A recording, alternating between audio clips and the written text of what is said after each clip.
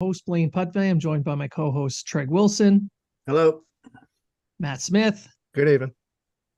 and our special returning guest, who may as well just be called a co-host, Lyle Richardson, aka Spector's Hockey. Welcome to the show again. Bonjour. Thank you for having me. It's great to be back, guys. Always good to be back talking Habs and in talking Habs and everything else that's going on. You'll have to forgive me if I sound a little punchy. It's been a trade deadline preview show this evening, so yeah. There's stuff going on, trade deadline. I thought everything was saved for Friday. Oh, you do your old-fashioned thing. No, that's not the way things go now. No. This is the new NHL with desperate general managers. I gotta say, I like it though. I like this because this is different from other trade deadlines. You know, you're seeing like it's not just bottom like bubble teams trying to load up or anything like that. No, these are the heavy hitters. These are all the ones that are the favorites in the Eastern Conference are just loading up. So, I mean, it's exciting. It's a shame that they couldn't wait until deadline day to do this because, as we discussed before we went on air, yeah, I mean, this James Duthie's just going to be sitting there. Basically, they're going to break out like paddle balls and stuff just to kill time. They'll be shotgunning beer at noon just to kill time because they go on at what 9 a.m. Eastern time, Something like that. Yeah. Oh boy, howdy. Yeah. See, Jeff O'Neill is trying to find a body double to fill in for him while he takes like hour-long naps or something like that until stuff happens. Yeah, he was actively advertising for that on Twitter. Yeah, he lists himself at 6'2" and 198 pounds. I was like, yeah, that was your playing weight, but that ain't it now. I ran into him in person a few times, and I'm going to have to say that might be a little off. Yeah, he's a large gentleman. A large gentleman. Yes. You know who else got large in his retirement? Keith Tkachuk. Oh boy. Yeah. He's well known at the Royal Fork Buffet. Yeah. I'm saying he eats a lot. That's what I'm saying. He likes food. Everybody likes food. Some like it more than others. Thank you. That's my awful Gilbert Gottfried impression. As may he rest in peace. He was starting to come back to life. He heard that and he died again. So there we go. Oh, you need to buy some I'm insurance sorry. I'm against that. punchy. So I'm sorry. I apologize. Oh my. Anyway. So, Lyle, any Great. big surprises so far? Well, I would say Ekholm going to Edmonton. That kind of came out of the blue. That actually kind of blew up today. There was some whisper of it yesterday, and I was just like, yeah, okay, we'll see. But the things really intensified today. So yeah, Ekholm going there. You knew something was going to be happening. That something was going to go down today when you saw that they traded Jesse Puljujarvi. Traded. They basically gave him away to the Carolina Hurricanes, who did them a solid. Picked up that $3 million.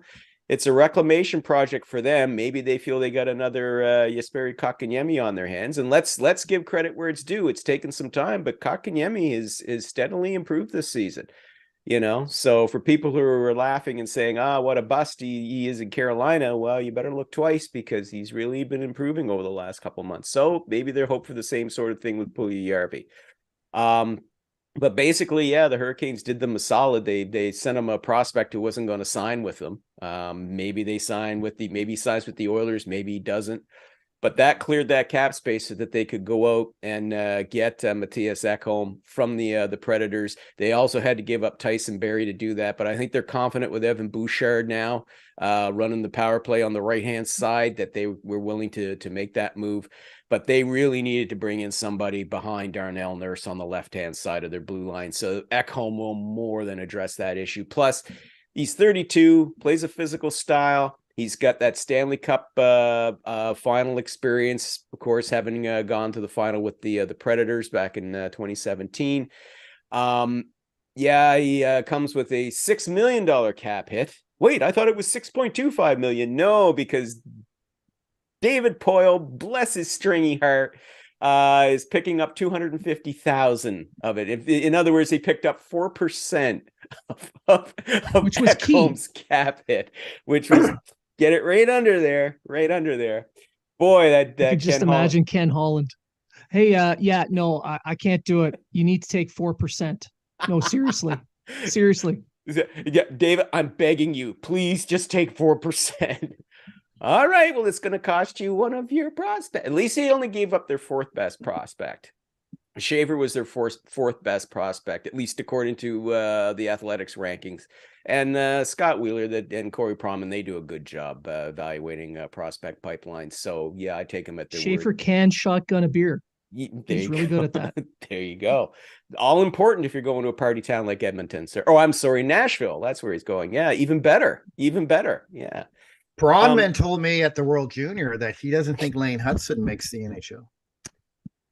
Other people will disagree. So.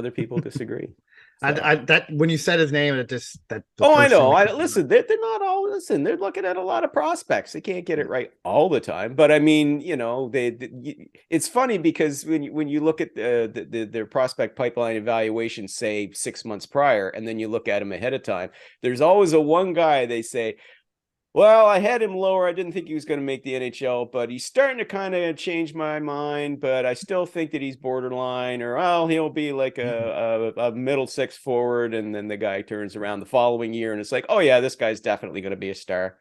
So, well, yeah, Hudson did grow 3 inches since they first talked about him. So yeah, and is he still? Has he broken Cale Makar's single season?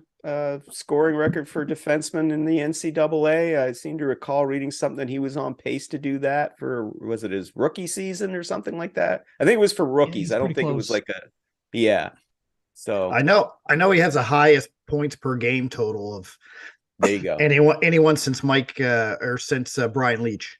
Yeah. So yeah. There you go. Brian Leach, honestly, he wasn't that good, was he? Oh God, he was horrible. The most overrated Hall of Fame players in actually he was pretty damn good. But again, I apologize, guys. I said it's been punchy for the last 3 hours trying to stay on top of everything. So yeah. Well, I mean, we're just here having fun. This you can be as goofy as you want. You'll fit right in. This is kind of the preview, a bit of a preview of what I'm normally like at the end of the actual trade deadline, only a lot more fried and with more liquor in my system. Wink. Anyway. Yeah. The old chief in you. Oh God, there we go. Just a little bit of pusser rum to get me through. That's all. Just a little bit of pusser rum. Everybody needs a tot. There you are.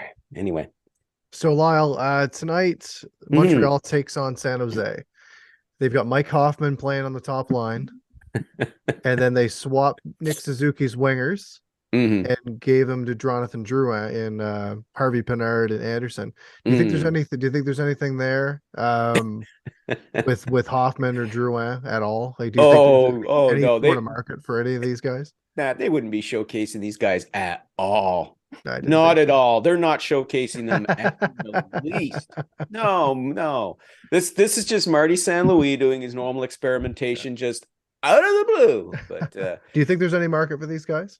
Well, listen, I didn't think there was any market for Evgeny Dadonov, and look what he brought. Right? Who scored a goal last night? There you are. And it was a very nice goal. Yes. He's back with let's be honest, he's with a deeper club now. So he can be that complimentary setup guy or scoring guy.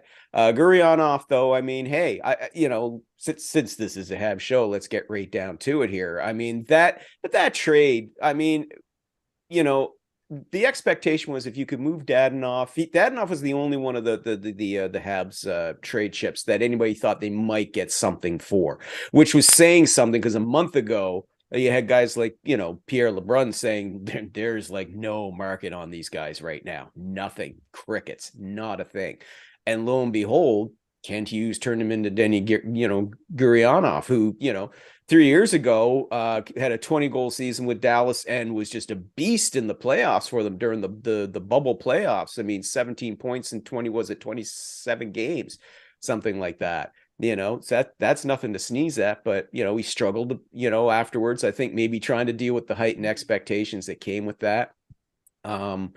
So he gets an opportunity. So he comes to Montreal.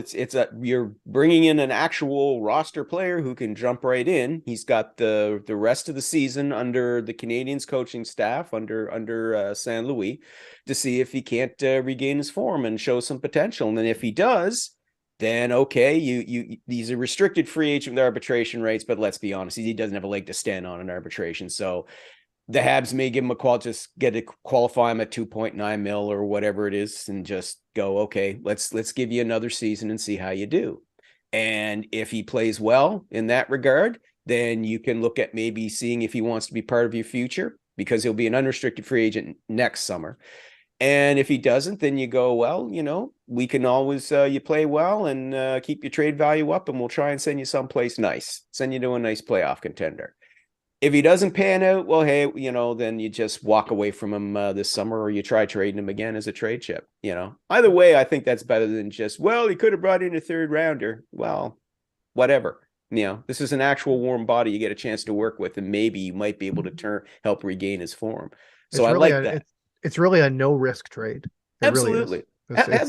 Absolutely. I've seen a couple of folks on on the old Twitterscape trying to say, no, they should have tried to get a third rounder, even if that was the best you could get. At least as a young player, you could have molded. It's just like, have you looked at all the prospects currently in your pipeline, and have you looked at all the draft picks that Montreal currently has for the next 3 years? All right, unless it's a first rounder, come on, what's the point? Here's a chance. Again, you bring in a guy who, by the way, is a former first round pick of the Dallas Stars. So bring him in. He's got good wheels. He just seemed to be having some issues trying to finish. Right. Something he didn't have a problem doing 3 years ago. So he also went through multiple coaching changes. There you go. Right. So again, maybe he's not playing under Rick Bowness anymore, right? And so yeah.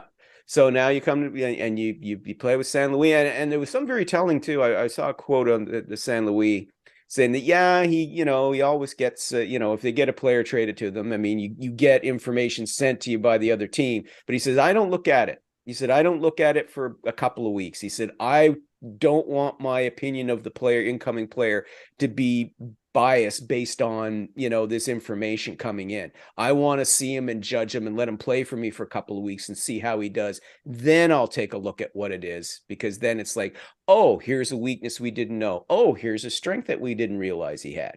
And that's a very, very shrewd way to coach. Don't, let bias cloud your judgment of a guy that's coming in, Yeah. Look at that evaluation 2 or 3 weeks down the road. Have a look at what he's like now, how he plays for you now, and take it from there. So again, I like the trade. I didn't see anybody honestly really pan that trade at all, Well, I mean, the odds that Gurianov actually does well for the Canadiens is higher than the odds would be that a third rounder would end up in the NHL. Mm-hmm. So, I mean, you can't really go wrong there. No. And with St. Louis, I mean, there's people around the league that are talking how he impacts the team, how people appreciate his approach. So a new set of eyes, a new coach, a new system, a fresh start, that should go a long way with a young guy like Gurianov, who really needed a fresh start because he was in bus territory in Dallas. Yeah, absolutely. And I mean, again, it's when you're getting an established NHL player, which he is, so something to work with going forward. But as far as the other guys, Hoffman, I think the main issue with him more than anything else is just the contract. I just think that, because his dollar value is north of $4 million a season, I think that's kind of the sticking point there. Consistency is also an issue with him too. But again, there could be a team that if the Habs are willing to pick up, a chunk of that, maybe they might go for it. But, again, there's not much kicking around. Hoffman's name doesn't really come up in anything that I've read or seen or heard. And the same thing with Drouin either.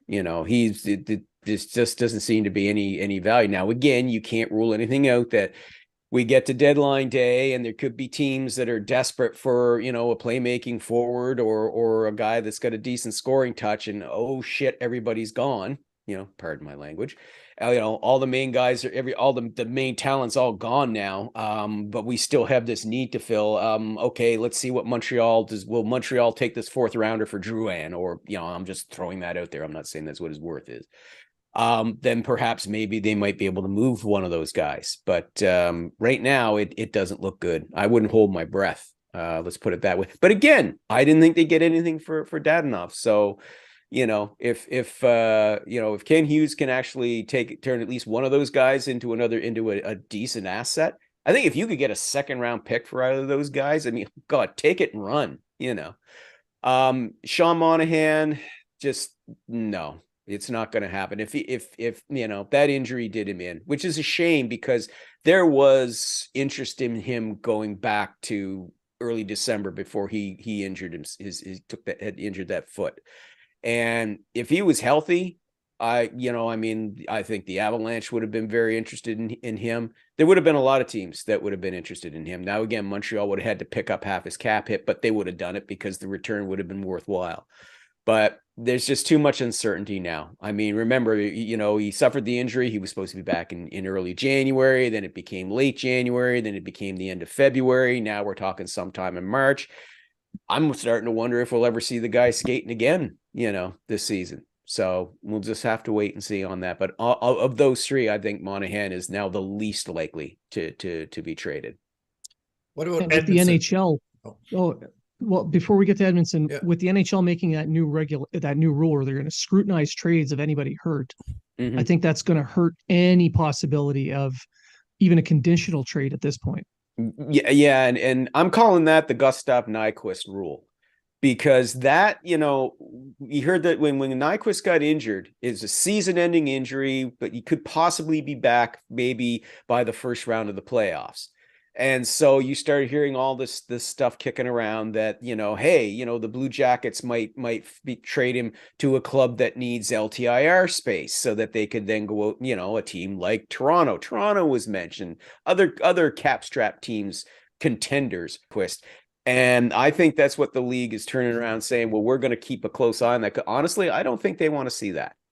I don't think they want to see this sort of thing, because hell, you could even call it the Kucherov rule if you want. Again, a guy is on LTIR for the rest of the season. Oh, he's magically back and playing fantastic in the 1st round. Or go even further back, and let's call it in honor of the guy who's getting traded to the Rangers, the Patrick Kane rule, because that's where this all started back in 2015 when he broke his collarbone, was out for the rest of the season. Oh, but he's back for game 1 of the playoffs, and he helps them win the Stanley Cup. So yeah, I think that's where that's coming from. I think the league is starting to hear some grumbling from some team owners and general managers about this, because they just wouldn't do that. Bettman wouldn't come out and do that unless he was starting to hear some bitching from some of the other teams. Well, that's like what Vegas is doing. Vegas is collecting all these LTIR players. Yeah. And they're just, we're at the cap floor. We're at the cap floor, but they have Dykhouse and Pronger and Weber and you mean that? Yeah, the Coyotes. The Coyotes, Coyotes. Sorry, Yes. Cody. Yeah, the Coyotes, and it's just ridiculous, really. Like, hey, you look at Arizona though, and they've got some Hall of Famers that have come in. that's what I mean.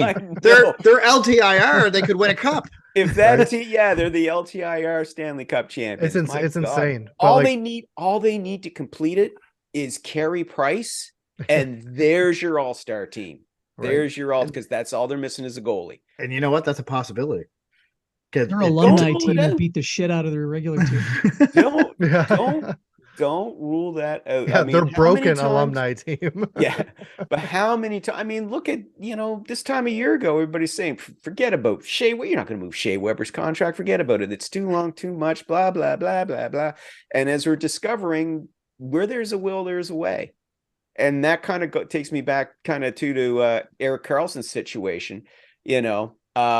Yeah, his contract is a big lift. It really is. 11.5 mil through 2026, 27 with a full no movement clause. But the no movement clause at this point is the smallest obstacle to hurdle. It's that cap hit.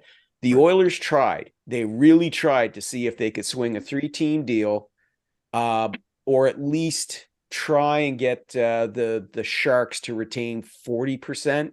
So that they could, because I think you would have seen like Tyson Barrie, who went to, the Predators, you would have seen him going to San Jose for sure. In fact, his was the first name to pop up. It was going to be him plus Puljujärvi and whatever, but they just couldn't make it fit, and they couldn't find a 3-team deal to make it happen. But the offseason, possibly. I think it's more likely, a greater likelihood to happen in the offseason. But again, we could be sitting here, at 5 to 3 Eastern time, 5 to 4 Atlantic, and thinking, oh, well, that's it. We're getting to the thing. And then all of a sudden you just see a whole bunch of shocked pale faces on TSN at the trade desk as they announce that Erik Karlsson is going to, I don't know, the Detroit Red Wings or whatever, a team that's got a lot of cap space, whatever, the Buffalo Sabres, what have you, so you can't rule it out. I mean, Mike Grier, was asked about that after the Timo Meier trade and talked about Karlsson. And he said, where there's a will, there's a way. So that tells me, yeah, teams are interested. Teams have been talking. They just can't make the dollars fit right now because of the cap constraints. So you look to the summer. So now that Ekholm's gone, Chychrun's still on the board. Is there a chance? Is there a chance Edmundson gets moved? I think no. Edmundson. It was Edmonton that had all the interest in Edmundson.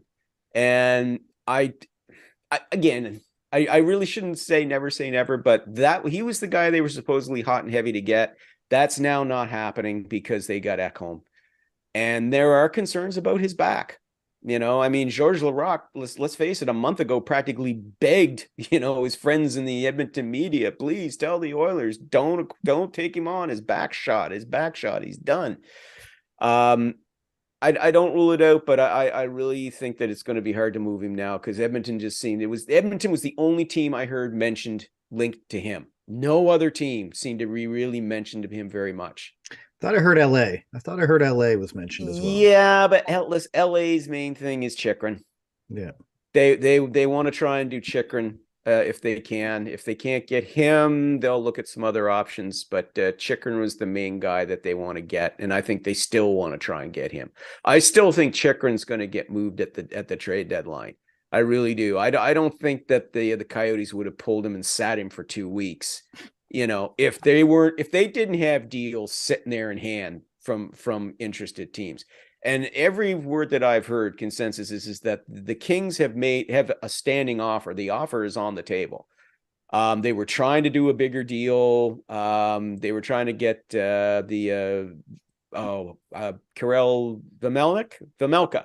They were trying to get him as part of the larger deal, the Coyotes goaltender, because the Kings, of course, have a little bit of concern with their goaltending right now.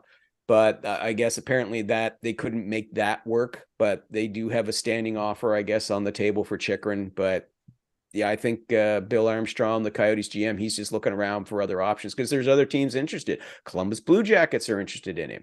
So there's and they still have Gavrikov to move. Oh yeah, if they move him, then yeah. Apparently, though, Chychrun would not be pleased with that because this goes back to the summer. They wanted to move him there, and even though he has a no trade, he does not have no trade. He has no trade protection this season. But he didn't want to go to Columbus, and I don't think he'd be very happy to go this time either. Even with Johnny Gaudreau there now, I don't think he'd want to go there. That's kind of been the thing you heard. Like, it was like, yeah, they want trying to get Chychrun before they got Gaudreau. Didn't work. Oh, but now that they got Gaudreau, yeah, that might be an incentive. Yes, as you look way down at the bottom of the standings. Oh, there they are. So Johnny Gaudreau doesn't even look like he wants to be there anymore. Oh my God. He looks like he's aged 5 years. He really does. I mean, you look at a picture of him from last summer to a picture of him now, and it's like, oh, you're carrying the weight of the world on those slender shoulders right now. Boy, howdy. I want to see the chaos that would ensue if Chychrun is not traded by the deadline. I think that would be very entertaining. Well, it certainly wouldn't be a good look for the Coyotes to sit him for 2 weeks and then you don't trade him. It's like I said, I think Bill Armstrong knows I think he's probably got a deal or two lined up here. And I think he'll probably take the best one that he can get. I'm not saying he's going to settle because, again, he doesn't have to move Chychrun at the trade deadline. Chychrun's under contract for 2 more years. He doesn't have to move him.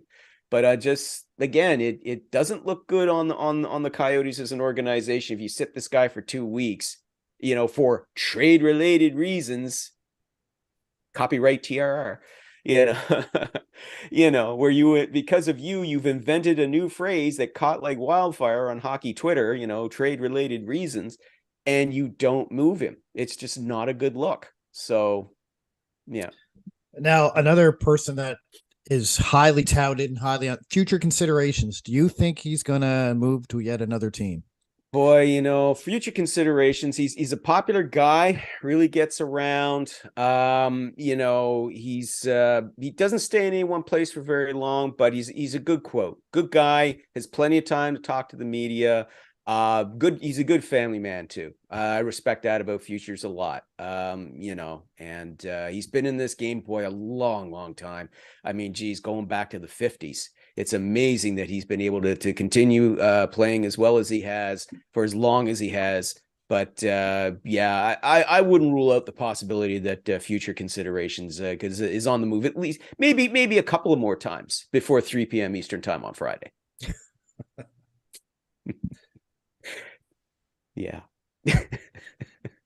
Future considerations. It used to be, well, okay, we'll send you a draft pick later, or we'll send it. Now, what future considerations is seriously, it's like, okay, we sent you this guy. Don't take this guy in the 3rd round with your pick. Or a steak dinner. Yeah. Well, someone asked me to explain it to them, and I said basically what it is you can't have a trade for nothing. So what you do is you say, we want him. We'll give you something we agree upon in the future. Whether that happens or not, it doesn't matter. Yeah. Right? Doesn't matter. They could have said, oh, well, we gave him $1,000. You know what I mean? Or whatever. Yeah. It's like the baseball traded this guy for cash. Yeah. When we used to do that. The NHL used to do that. The most famous being Chris Draper going from the Winnipeg Jets to the Detroit Red Wings for the princely sum of $1. So, yeah. Or the Gretzky trade. It's like that was a lot more than $1. Yeah, it was like $15 million or something. It was all this player, this draft pick, and $50 million. Yeah, which the owner of the Oilers desperately needed because he was going tits up financially.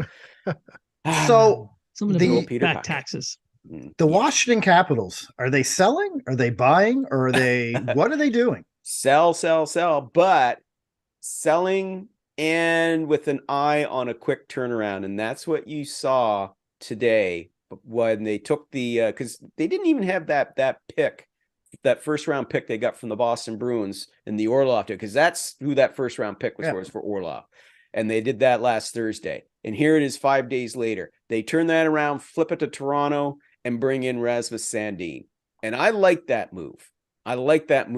By GM Brian McClellan, because he's taken a page out of St. Louis Blues GM Doug Armstrong's book, because Doug Armstrong is famous for this. He took it was the 1st round pick that he got for trading Kevin Shattenkirk years ago that brought Ryan O'Reilly to St. Louis.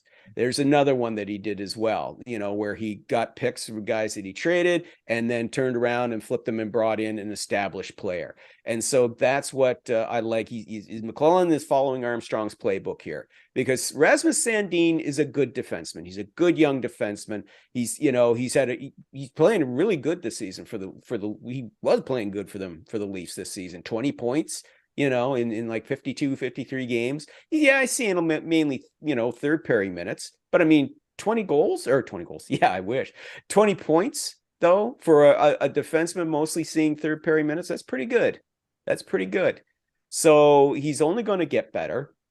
And you're looking at that quick turnaround because, they promised Ovechkin that they were going to remain competitive while he's still with them. It's not all going to be about, okay, it's all now about getting you your 895 goals so you can break Gretzky's record. That's not what that's about. But McClellan took an honest look at the team, because having Ovechkin away for that week for his father's funeral kind of was a good eyeball test for him to see, okay, if something should happen to Ovi, can this team still compete this season? And the answer was emphatically no. They dropped 5 straight. So yeah, it was just, I give him credit. He could have gone out and blown his brains out, bringing in, rental players to try and, grab a wild card spot and hope and pray that lightning strikes and that they could go on a deep run. But realistically, he knew that wasn't going to happen. I mean, John Carlson, their best defenseman, is out probably for the rest of the season. Without him, you're not going anywhere in the playoffs. So yeah, you make that move. It's a quick turnaround now. You absorb missing the playoffs this season to maybe come back next season and be a better team with a healthier roster, and with Rasmus Sandin probably starting to see second pairing minutes on your blue line. So I like that move on their part, Kind of an upgrade on Orlov in a way.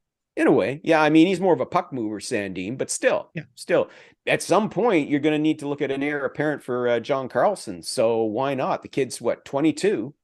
Carlson's 32. Right. So yeah, I like that move. Again, the classic short-term pain for long-term gain. That was very smart. He didn't let his emotions get the better of him in this, which sometimes general managers, because they're human, sometimes general managers do. Now the Leafs still, I think, have moves to make, just for the simple fact they have 8 defensemen. You can never have enough defensemen, especially when you're in the playoffs. Yeah. Well, they could. Listen, I don't rule out any more moves by Kyle Dubas. I mean, we talked about it just before we came on air, and as I said it before, not to you guys, I'll say it again to your listeners. Kyle Dubas knows this is it. He has to do something to make this team a winner in the playoffs. And more than just, get past the first round, like go on a run to at least the Eastern Conference Finals.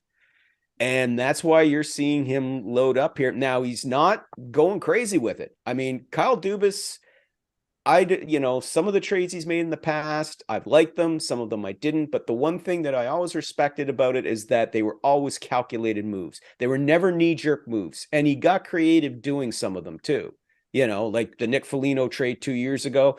That was one of the first times we saw a team do the old, 3-team swap to bring in a guy that they wanted, but you had limited cap space. No worries. We'll split it up among the 3 of us, and now we can afford this guy. Okay, Foligno didn't work out for him in the playoffs, but it didn't matter. It was a creative move. It was worth the risk. And he's being very creative again this time. I mean, the Ryan O'Reilly trade, same thing, out of his old playbook from 2 years ago. Do the 3-team trade, absolutely. But you look at these other moves. You're bringing in Luke Schenn. Luke Schenn cost you a 3rd-round pick, no big deal. But he's got that proven playoff pedigree. He's got 2 cup rings to prove it. Former Leaf, basically the career's coming full circle. So, hey, maybe he comes in and he helps the Leafs go on a run by providing that physical style of play that they need, that they're going to need in the playoffs, and that leadership as well. You bring in a grit guy like Sam Lafferty. I mean, okay, yeah, you cost you Engvall. I mean, once they brought in Lafferty in that deal with Chicago, along with Jake McCabe, I mean, I knew that Engvall was on his way out, so I wasn't surprised to see him get traded to the Islanders today. But again, McCabe, same sort of thing, bigger guy, a little more physical, shot blocking guy as well. You can kind of see the moves where he's going. Ryan O'Reilly, yes, he's got that impressive playoff pedigree and leadership, but he's also a solid 2-way player. So yeah, his offense wasn't all that good with St. Louis this year until he lands in Toronto and magically, he rediscovers his scoring touch. But he's still also, one of the better 2-way centers in the game. So you bring that in, you can see what he's eyeing here is defense, because yeah, you've got the guns, the offensive guns, but they need to do something that's going to slow down the opposition and reduce the goals against. So that's what he's been doing. Now I'm looking at teams that are kind of on the bubble right now, and you're wondering, are they going to sell? Are they going to buy? And the one that's really, really intriguing to me is the Pittsburgh Penguins, because they've got that streak of 17 in a row making the playoffs. They still have Crosby and Malkin, and you have to try when you have them on your roster. So I've been seeing a lot of things about them going to get a forward like Brock Besser or something along those lines. But anything else out of that? Maybe Hughes has some, I don't know, blackmail on on Hextall that he can use. Well, the thing is too, it's not just Besser. I mean, I saw that too earlier today, Blaine. That they had some, maybe it might be Brock Besser. I heard another forward's name came up. It just eludes me for the moment. Oh, JT Miller. JT Miller was also mentioned, but it seems to be, I don't know where JT Miller came up, but because boy, there's a nice heavy lift for your cap starting next season when you're already top heavy. But the thought seems to be Patrick Johnson of the Vancouver province was saying, no, it seems to be more towards Besser and not JT Miller. Either way, I think either guy would certainly provide a significant boost for the Penguins. I just don't see how they can manage it, But also, I've heard them linked to Chychrun as well. Apparently, head coach Mike Sullivan practically begged Ron Hextall to go get Jacob Chychrun for the blue line, but Hextall's unwilling to do it because it would have cost the Penguins' first-round pick in 2025 and their first-round pick in 2026, and he didn't want to that's too much to give up. I think Hextall is notoriously stingy when it comes to parting with a first-round pick or with his prospects, but I think he'd be willing to give up one first-round pick. I think he'd be willing to do that if it would bring in a guy like, say, somebody like a Brock Besser, that sort of thing. But he's not going to give up two. I mean, not unless the guy's name is Connor McDavid. He's not going to give up 2 first-rounders. So, listen, you can't sleep on Ron Hextall, though, either, because, like I said, last year he brought in Rickard Rakell. The year before that, he brought in Jeff Carter. So, he can make the deals happen. I just think Penguins fans, they kind of hit the panic button there when the team slipped out of the wild card berth briefly. And then, but what did he do? He couldn't trade Kasperi Kapanen, but he could put him on waivers, and he gets, picked up. Who picked him up off waivers again? St. Louis Blues. Yeah, the Blues did them a solid too, right? By doing that cleared $3.2 million off the books for this season and next. And for the Blues, it's like, hey, we got the cap space. We're doing the quick turnaround too. This kid's young. Maybe he can work for us, and it's only an extra year, so why not? So all of a sudden they went from having like very little cap space to, oh, now we've got some wiggle room here. So if we can accrue that trade deadline cap space, then I wouldn't sleep on the Penguins. I think Ron Hextall has some moves planned. I think he's going to at least make one significant move to try and help his team make the playoffs. Jake Allen. Okay. Mike Hoffman. I'm saying it here right now. Jake Allen and Mike Hoffman for something. Future considerations. Yes, our old friend Future Considerations on his way again. Now tonight, it looks like Gouli is back playing in the game against San Jose, so that bodes well. He's on that top pair with Savard, top pair, and Edmondson might be back, and Gurianov's playing on that top line, and they're playing against San Jose, so there's going to be a ton of scouts there because these are two teams that are going to be just throwing players out of the dressing room the second they get an offer. Edmondson's actually not playing tonight. He's ruled out. He's ruled out. Yeah, not tonight. Yeah. He did practice, and he did make full He did take full contact, and he did do extra hitting afterwards with but Marty St. Louis ruled him out for tonight. Didn't say trade related. Didn't say trade related reasons. Ruled him out. Just ruled him out. In Winnipeg, Dubois is missing the game tonight too. So just saying, Jonathan Drouin, Mike Hoffman. Oh And- my God. It's Drouin, happening. Duran, Dvorak, Hoffman, and Edmondson to with Struble, the rights to Struble to Winnipeg for Dubois. Done. We're all Done deal. sure. We're all sitting. The four of us are all sitting here in the mess, laughing about this. You watch. You'll wake up tomorrow morning and go, "Holy shit, Dubois a hab." How did that? Ryder a second and Halak for Dubois. Signed. Done. Done. Yeah. Done and done. Yeah. That's another team too. Keep an eye on the Jets. They're not, speaking of done, they're not yet. They're not done making moves. James Van Riemsdyk has been one of the players linked to them as well.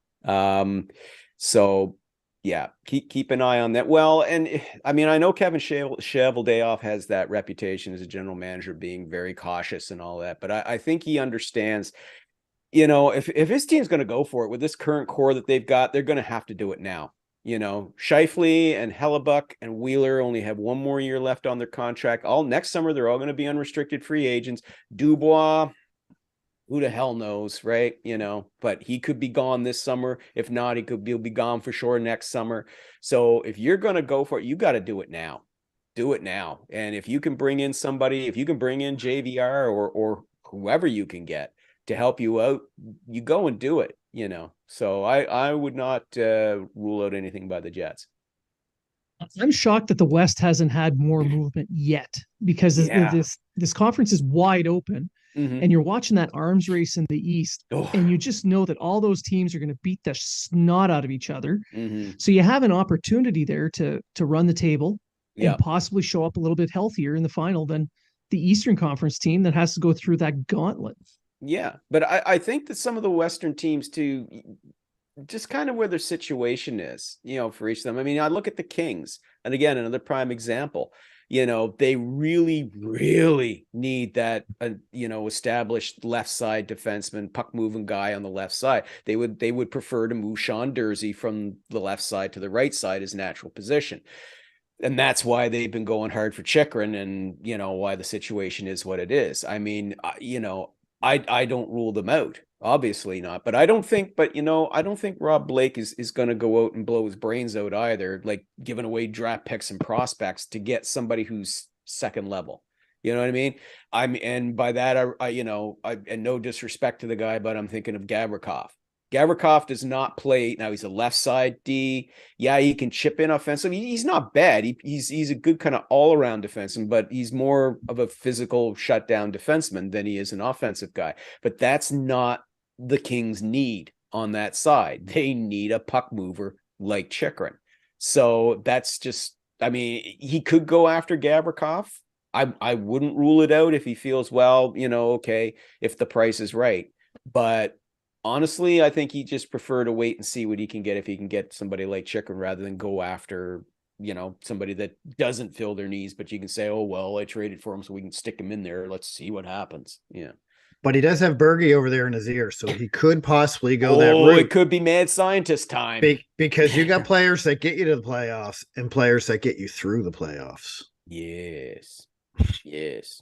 And if you don't pick my guy, these biceps are going to run wild over you. What you gonna do, brother, when Bergie's 24-inch pythons run wild on you?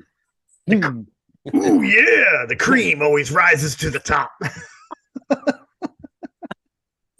Oh, yeah, that's right. The cream. Always the cream. Yeah, dig it. Anyway. Oh, Lordy. The Gen That is X Bergie. That is Bergie right now. Oh, yeah. That's Bergie right now when Bergie's hulking up. Blake's office. Yeah. Big time.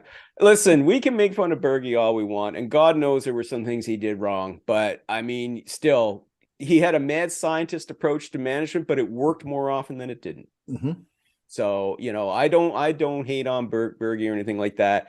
But let's just say I feel a lot better about the Canadiens' future with a steadier hand on the tiller like Ken Hughes. Because we got to, guys, let's be honest. A lot of these moves that Ken Hughes has made are moves that Bergie wouldn't have done. Yeah. Oh, for sure. Let's be honest. Okay. So He wouldn't have multiple first-round picks. For some reason, no. Berge hated getting multiple first-round picks. Yeah. And he only traded one first-round pick, and that was to get Dvorak, and it was the added one he got for the signing of Kotkaniemi. He's never traded. But it was different mindset, though, for Berge. Yeah. Okay? With Berge, he was still trying to win. He had Carey Price there, he had Shea Weber there, and he was trying to win. He's trying to, it's like, okay, last year, yeah, okay, fine, but this year, healthier. Let's bring in somebody who can help us, get into the playoffs. And his attitude was, let's get into the playoffs, and then anything can happen. And in 2021, we saw that. But whereas Ken Hughes came in, the situation was, yeah, okay, this team needs to be ripped down to the studs and rebuilt. So he's, in a way, his path is kind of easier. He's not under that pressure because the fan base is more has accepted the fact that, okay, yeah, we got a few years of pain, but we can do this. And that, by the way, that's something I got to say I'm really loving about this season.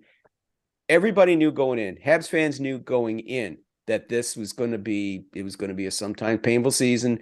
It was going to be a rebuild, but yet they've embraced these guys. Like, there's been very few games, honest to God, if you watch them, there've been very few games where they have been like really booing the team. And when they did boo them, they did deserve it, because there were some games where they really did, the effort wasn't there. They really did suck on toast. But you notice the very next game, the Habs' energy level was back up. And the fans didn't mind if they lost, as long as they were trying. And that's the one thing about this team. You can knock them for depth or whatever, say, well, the kids are going, oh, they're going to make mistakes, blah, blah, blah. There's no quit in this team, though. Yeah, they don't have the talent to run with the big boys yet, but they my God, they don't quit. And the fans love it. They're not losing, right, Lyle? Oh, they're supposed, I'm sorry, you're right. It's supposed to be tankity tank, tank, tank, tank. They're not. Memories. They're not in the bottom five. It's a wasted year. Oh, what a wasted year. Oh, my God. Yes. It's because, as you know, we don't have any prospects at all. Oh, it's dreadful. It's so awful. My God, there's nobody there. Look, who did they get with that first round pick? Some slappy guy. We don't know who he is. We played a little bit. Now he's gone. Oh, it's awful. It's just terrible. It's dreadful. There's no prospects. There's no hope. We could have get Connor Bedard. Like, is that Mrs. Brown? Yeah, that's what I was thinking. That's what I was thinking. That's my mother-in-law. Anyway.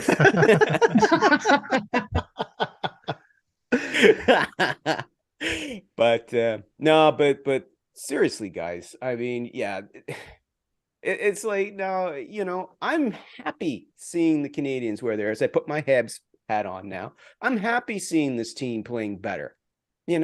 Yeah, they're still going to finish in the lottery running for the lottery. They're probably not going to win. If they do, oh yes, I will scream and do the happy dance like everybody else. They're still going to get an excellent draft pick. Okay. You've got, I mean, just with all these promising kids that are in the system and the ones that are on the roster now, I mean, come on, how can you not be optimistic? I mean, if you're just sitting there pinning all your hopes on a magical unicorn, like Connor Bedard, well, then your team's got worse problems than you can imagine. If you're ignoring, I think for these people wanting the tank, they're the problem, because they're refusing to see the riches that are right there in front of them. But they're not. What do I hear in the arguments all against? I say this all the time. You don't need Bedard to be successful. Yeah, I say that, and I agree, but I agree with you. But then they sit there and say, yeah, but we don't have any. You're not going to win with Suzuki as your top center. You're not going to win with this guy. Oh, my Lord. You have to have an elite player. And I'm like, yeah, an elite player will help, but that you don't just build a team through the draft, right? Yeah. If you can't get one through the draft, then, I mean, let's be honest, Dubois is probably going to be a Montreal Canadian with the next 2 years. Probably. Right? Would you consider him to be a step above Suzuki? No. Yes. No, I don't. I don't. I don't. I think Dubois is where he is right now. Suzuki is still coming up. We haven't seen his best yet. And I think his best, which will be coming in the next couple of years, is going to put him above Dubois at that point. And that's not knocking Dubois, because Dubois, is very strong, big, very strong two-way center. Absolutely. And would I be upset if he wound up signing with the Canadiens? And I say signing because I don't want to see the Canadiens giving up draft picks and prospects to get him. No. Wait, be patient. Next summer, he'll be yours. You'll have the cap space then. Sure, throw $9.5 million at him. I don't care, But Nick Suzuki, did anybody not watch that kid in the 2021 playoffs at all? Have they not watched him play since he joined the Canadiens, for the love of God? I just don't get this argument. Just shut up. Shut up. Okay. Carter Hart has not been the same since Suzuki pat him on the head. Ever since the head pat. But come on, Suzuki and Cole Caulfield, one of the, up until Caulfield got hurt, one of the best 1-2 punches in the game, and somehow that's not elite. Okay, yes, it's not Connor McDavid and Leon Draisaitl. Nobody is, okay? But Jesus, to sit down and think that you can't win with that combination, the hell's wrong with you? What, Kirby Dach? His improvement did not impress you at all? For heaven's sake, I think Dach's gonna be right up there with Suzuki and Dubois. Oh boy. Yep. I mean, but you just see the improvement. And the one thing, can I honestly say, too, is I get a lot of the concern too about the high number of injuries. I do get that. I get some of the concerns about the medical staff, and I'm not willing to pillory the medical staff either, like some are blaming them for all of that. It's like, yes, that's right. It's the medical staff's fault that Sean Monahan took a puck off his foot and now he's no longer a trade chip. Yeah, I'm gonna get the out of here.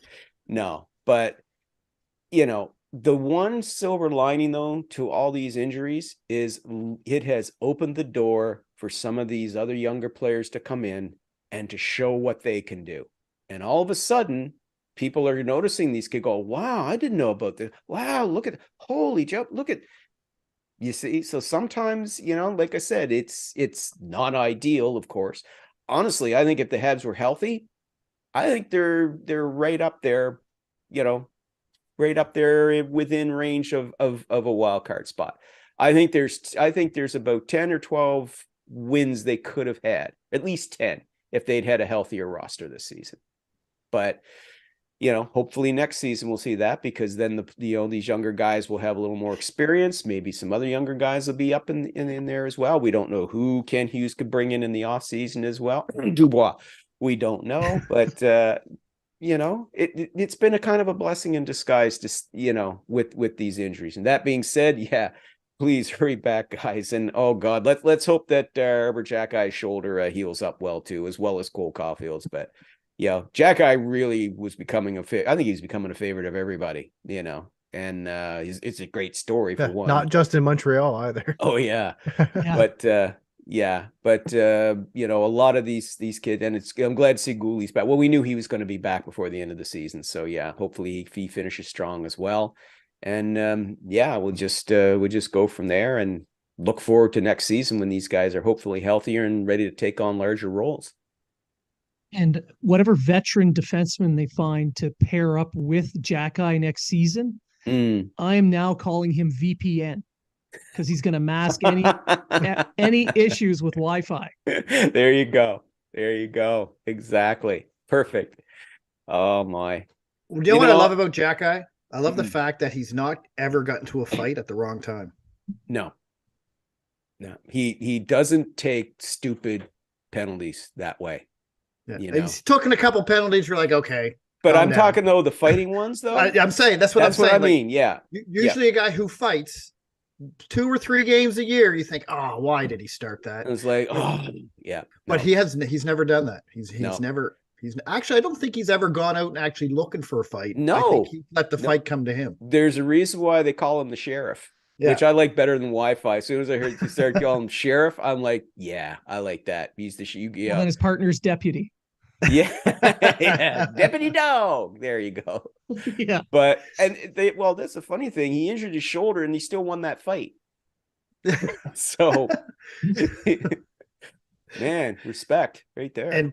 And props to Darnay, who as soon as he seen him go down, stop. Yeah. He just and he said in the thing, I seen him take himself down, so I just so props to him for doing that too. Oh yeah, a lot of these guys punching me in the face, so I backed away. Yeah. I mean, of course I backed away. You see, his fists are like cured hams. Hams. Bosco didn't need a forklift when he was there. He stopped punching me, so I thought something was wrong.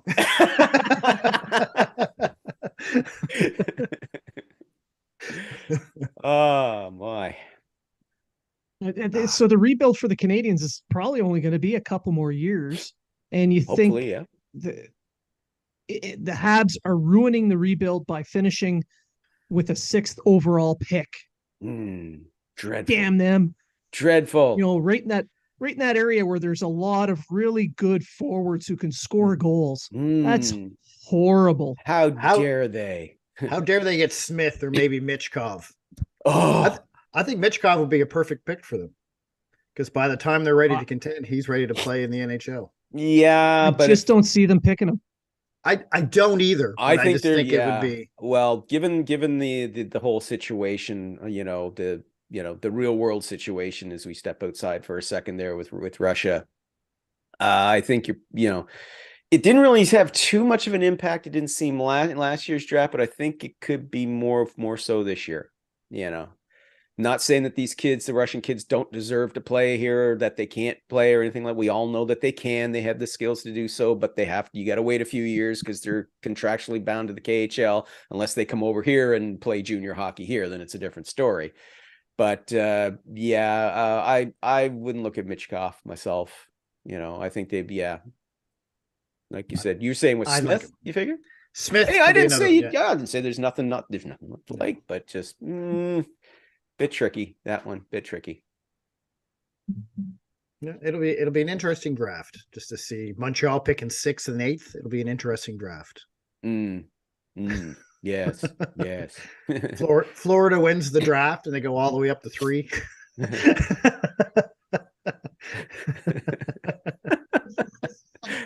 Oh my.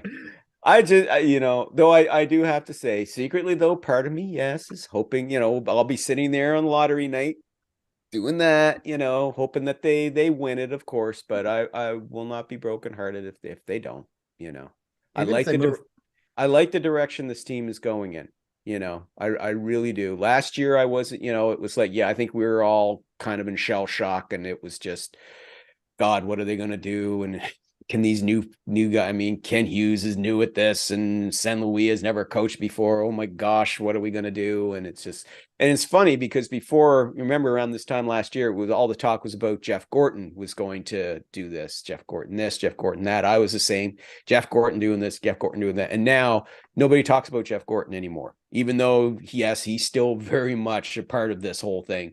But it's Ken Hughes this, Ken Hughes that, Marty San Luis, which again says a lot about how far they've come in a year.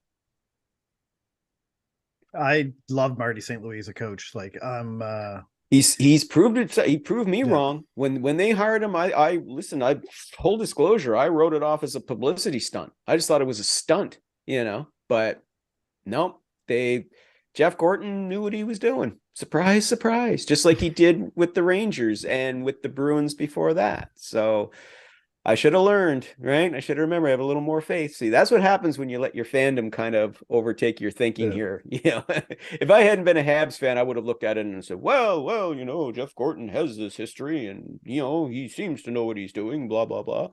So got it. I can be accused of letting my Habs fandom get the better of me when they hired Marty, but by God, I'm glad they did. Yeah, glad they did. They're looking for any more Pee Wee coaches. I'm available. He may be looking for an assistant coach. There you go. They want good coaches, Blaine. Good coaches. Can you run a power play? Oh. Yeah. If you can run a power play, you're in. Yeah. I got a whiteboard and everything. There you go. He's all set. You gotta, and you being a Chief, you drop a lot of F-bombs. So, you're perfect as an NHL coach at that level. The other night I was watching that Leafs Amazon documentary from a couple of years ago. I just watched the last episode because I enjoy watching their souls get crushed, but just seeing their, oh my God, to hear like Sheldon Keefe just every second word, fucking this and fucking that, and Bruce Boudreau was the same way too. Remember him that years ago, HBO, did that documentary behind the scenes, and it's just like, good God, Boudreaux, what a potty mouth on you, you know. So. The very first of the first episode's really good too. Oh, yeah. That little when it says and what is it? And it happened again. And it happened again.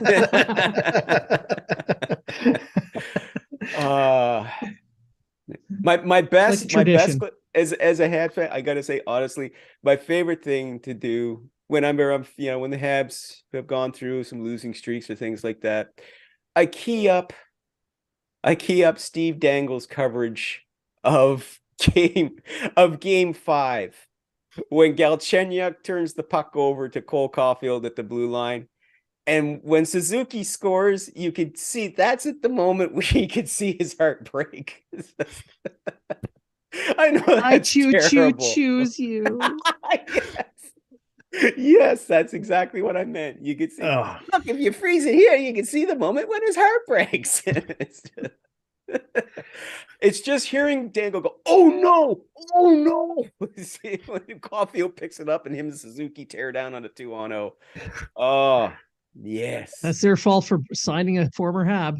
Bliss. Yeah, that's what you get for taking on one of Bergey's mad scientist experiments. There you go. And he was fixed. They fixed him.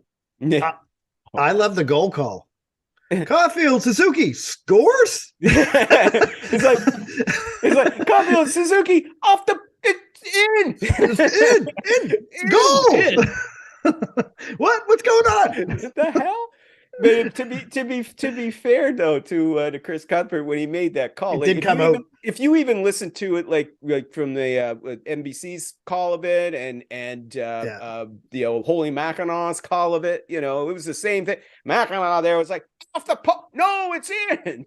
Yeah, because it did hit the post. Because it did went in and come out right. It hit the post and in and out almost right away. It came out so fast, but yeah, it was just Yeah, where they're calling it from's on the opposite side of the building, so it's hard to tell. It's kind of hard, yeah. So I give him a bit of a break, but I just loved all the reactions on Twitter. Go, typical hockey Canada cheering for the Leafs. Couldn't even get the goal call right. It's like give him a bit of a break there, guys. I mean, even I wasn't sure for a split second. Yeah, that's the moment. I was sure the second he got that puck, it was in. Well, yeah. And to be fair to Jack Campbell, to go back on that, but I mean, he played it right because the book on Cole Caulfield was shoot first, which he is. But he made the perfect pass. So it's just that's where I knew Cole Caulfield was going to have a good career in this league. Because again, the whole book on him shoot first, and he just held it over to Suzuki for the easy goal, and it was like, this kid. Yeah, he's got awareness, situational awareness here. It's more than just I got the puck on my stick and I'm going to shoot it every time. No, so although that was his Doug. That was his go ahead, Blake. That was his Happy Gilmore moment. Yeah, somebody learned how to pass. I was just gonna say Caulfield probably would have scored anyway. He would have cheesed it in some corner, but that's funny. Yeah. He should have patted Campbell. Someone learned how to pass. Anderson should do that. Someone learned how to pass. Oh, can we all please can there be a moratorium? Can somebody get a hold of Elon Musk, since he listens to everybody now who's got a half-assed idea, and see if we can't ban anybody who keeps saying trade Josh Anderson? I'm telling you, Calgary for Wolf. I'm telling you right now. Okay, that's the only one that's acceptable to me. Okay. But oh no, it's going to St. Louis now. They picked up 2 more first-round picks, and they're doing a rebuild on the fly, so he's going there. Well, according to TVA, Hughes is still saying he wants to pick up a first at this deadline. I don't see it. And I want to go on a Caribbean vacation, but 2 things that aren't going to happen. At least one of them anyway. I did go on a Caribbean vacation this year, so it's still a possibility. On the Canadian Forces plan. That's how I went on Caribbean vacations. No, I went on my wife's family got some money plan. But anyway. There you go. Every other country was the Canadian Forces plan. All my cruises were on the Canadian Forces plan. and it was well worth all the work I had to do. So there you go. Yeah, that 10 minutes on the beach was sure as hell worth that 5 weeks of sailing. That was wonderful. Actually, no, what you have to do is have one of your engines blow out, and you have to spend 3 weeks in Pearl Harbor getting that changed over. So you get to do sliders every afternoon and go down to Wacky Wacky. That was Or have the 1990. black water slip into the fuel. Ooh. There you go. We had water go through our centrifuge into all our generators off the coast of Scotland, and for 14 set adrift for 14 hours with no power. It was amazing. Oh, bad. Row. It's funny how ships bob when they're just stationary in the water. There's swells you didn't even know existed. And then we had to transfer Matt? fuel. We had to transfer fuel by bucket. Fuel by bucket up into the emergency fuel. Oh, wow. As the lights go out. Oh, boy. Meanwhile, Matt's sitting there going, "You guys aren't in 5-star hotels?" I've stayed at fours. There you guys never had to deal with camel spiders, man. That's very true. That's true. We never have. I don't ever want to. Did you ever have a plane that took off 3 hours late? No, you didn't. Yeah. It didn't have any champagne either. Excuse me, these peanuts are not honey roasted. Send them back. That Grey Poupon. Matt's not laughing. Matt's not laughing anymore. Feel free to tell us to fuck off at any time. I'm just looking at Matt. And just understood. He's not laughing anymore. He's not laughing. Yeah. Now we've touched a nerve. Yeah. I think we've used up quite a bit of your time here, Lyle. Guys, Matt, do you have anything that you want to bring up? Please. Yeah. No, it's always great to have you on the show. Happy to have you back. Hopefully, if there is another crazy move, we can get you on again and maybe do a breakdown of that. Well, we'll see what happens. Said I've got a show to do tomorrow, and then I got prep for on Thursday for Friday, so I'm going to be pretty much locked down. But if anything, listen, anytime after the trade deadline, guys, if there's if you want to have me back on, I'd love to come back on. Love talking hockey with you guys. Love talking Habs. Just love talking with some old service guys. Yeah. The only time the wife lets you talk to those guys. Yeah, that's right. Be in the safety of my home. Yeah. So you can't leave me astray. Can't leave me astray.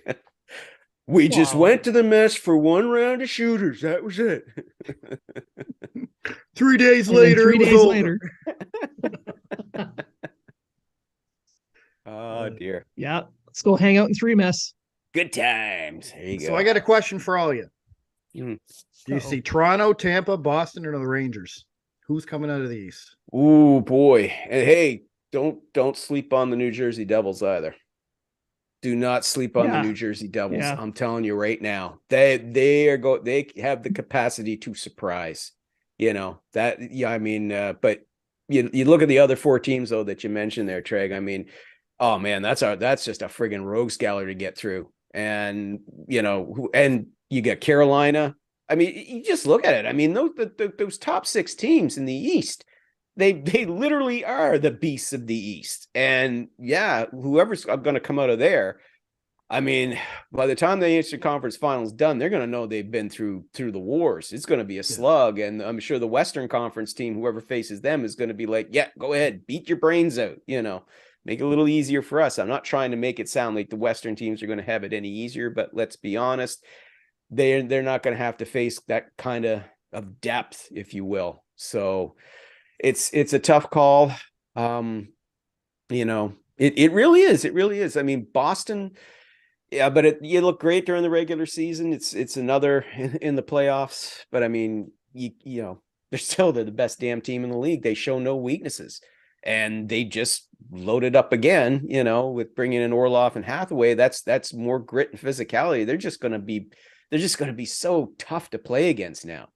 And then of course the Rangers loading up with with Tarasenko and Patrick Kane.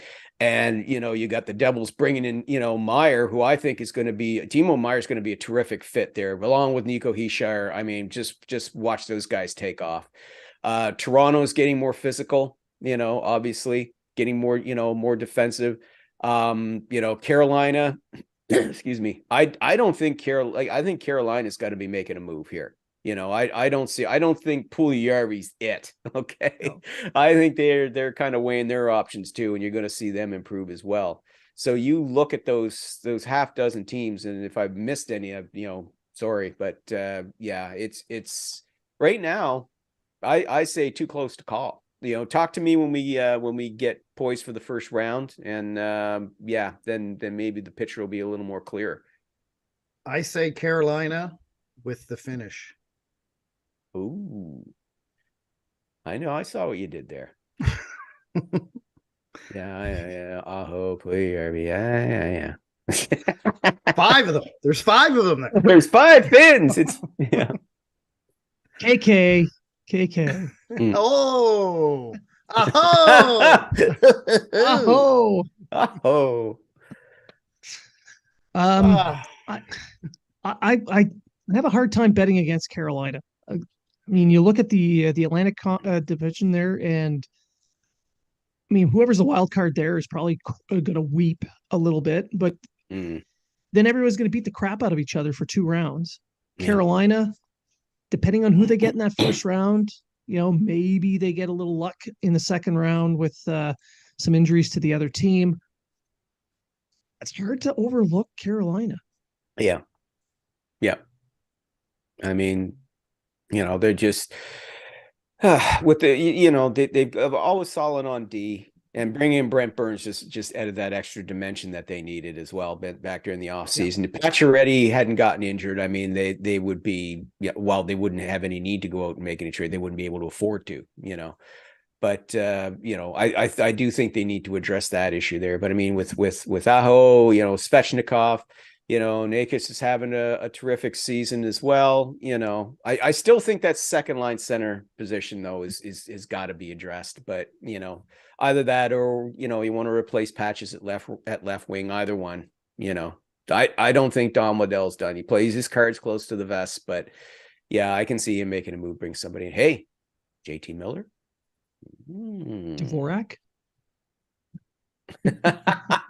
Will you stop? Jeez. Hey, maybe they'll bring Max Domi back. He's having a good year in Chicago. That's true. Yeah. But he wants to stay in Chicago. Now, just because he wants to stay doesn't mean he can't be traded, and then they won't bring him back in the summer. But he's made no bones about it. He loves playing in Chicago, live in Chicago. He'd like to stay. It's kind of funny, but yeah, it looks like our Max has found a home. So, and he likes those big cities. Yeah, Kyle Davidson has he's loved the way Domi's played this year, and justifiably so. So maybe trades him. I wouldn't be too certain though that he does. I wouldn't be surprised deadline day comes and goes and he hangs on to him. Not because there's no interest, but because he doesn't want to. He prefer to sign him and keep him around. Lars Eller. There's a good one right there. I don't think the Capitals are done selling. Lars Eller's name his name has been out a lot there in the last 2-3 weeks. And excuse me, when they started moving on Orlov, he was the very next guy that I thought was going to be the one to get traded after Orlov. Now instead they moved Gustafsson, but hey, they got themselves a good young defenseman in return. But Eller, yeah, I would not be surprised at all if he gets traded. And maybe it is to Carolina. Yeah, I'd say Carolina or the Devils, one or the other. I would lean more towards Carolina. They're pretty much Devils are pretty much set at center, I think. Whereas as I said, with Carolina, there is kind of more of that glaring need that's there. I mean, Kotkaniemi seems to be getting more comfortable in the second line center position there, but they kind of went back and forth between him and Paul Stastny a fair bit in the first half of the season. So maybe a little more stability there. That maybe Eller would be a better fit there. I say Toronto. I say this is Toronto's here. I think they're going to get out of the East. Call me crazy. Call me crazy. Yeah, You're crazy. Call You're me crazy. Yeah, you're crazy. Call me crazy. But I think this is Toronto's year. So any Leafs fans who troll us and hear this, I know you're in shock. But that's what I'm saying. Well, just the way that Dubas has been loading up, like I said at the top of the show, by bringing in guys that play more physical defensively, I mean, he knows what he's gearing up for here. So, that also needs to be a team effort hitting the playoffs, though. Oh yeah, and they're very well known for the players that they have not being those kind of players when the playoff hits. And then you play a team like Tampa that can ramp it up, especially a team like Boston that can ramp it up, and their star players are there finishing their checks every shift, right? So, and that's another thing too, as well. With the Lightning, you mentioned the Lightning before I forget. I mean, they overpaid to bring in Tanner Jeannot, but Matt Larkin, a Daily Faceoff, is an old friend of mine, and he made a very good point that he said, don't OMG at what they gave up to get him, right? Look at, the Lightning sees something in Jeannot that nobody else sees, just like they did with Nick Paul, just like they did with Barclay Goodrow, just like they did with Blake Coleman. Now, pardon me? Or Brandon Hagel. Yeah, and Brandon Hagel, same thing. And every one of those trades, Julian Brisebois got ripped over the cold. What are you doing? Giving up a first round. When they brought in Barclay Goodrow, half the NHL punditry lost their minds on Twitter when that trade was announced. A first round pick for Barclay Goodrow? Are you crazy? That's ridiculous. And then there he is parading around with the Stanley Cup. When you got 2 cup rings and your team has been to the final in 3 straight years, maybe we all should just kind of shut up and just kind of see what Brisebois is doing here. Because I don't know, maybe his resume suggests he knows what he's doing. Just thinking. The draft is going to be funny for Tampa. They don't have to show up to the last hour of the second day. Oh yeah, they have 2 6 and a 7th. That's it. But again, don't be surprised if Julian Brisebois makes a couple of trades, leading into the draft. He doesn't have to make them now. The week leading into the draft. Remember, Chicago last year at the draft had no picks in the first round. And after wheeling and dealing, they had 3. So, I would not sit down and think, Brisebois he's going to be stuck. He won't have any picks until the 6th round. Don't be too sure. All right. Well, I think that pretty much covers every team. And I don't know. We didn't talk enough about Calgary. Dustin Wolfer Anderson. There it is. That's we'll enough. Flame them later. That's enough. We'll flame them later. Yeah. No, it was I think we covered quite a bit of ground, and it was a ton of fun. We're at almost an hour and a half for an episode. So okay. That just means that we had a ton of stuff to talk about, and it's trade deadline week. Yeah, lots of stuff going on. There's a lot of things happening this week, unusually for the week going into the trade deadline. So yeah, lots to talk about. And for all the garbage going on in the real world, just shooting the breeze about hockey for 90 minutes is way better. Listen, I do this for a living, but it's still nice to be able to just kick back and just hang out with people that, similar interests you can just shoot the breeze with. And so that's part of the reason why I like coming on the show, guys. Well, you may as well just pick up a regular hosting gig with us then, because we'll have you back all the time. Hey, as often as you want me on the show, I'd be honored, be delighted to be on. Yeah. All right. You've been on more than Matt lately, so it's pretty. Oh, come on now! I can't hold that against the guy who's deployed now. Come on. Wow. Yeah, we'll do it anyway. Okay. he claims he's working. Yeah. So I want to thank everyone. Not deploying again for a while. There you go. He's got enough medals. Yeah. Geez, you get any more, you're going to pick a distinct list of port there. He just uses them to hold up his microphone. Oh, I do. So So I want to thank you everybody for coming on to the show. Lyle, especially you, my co-hosts. I missed you guys. It was nice seeing you back.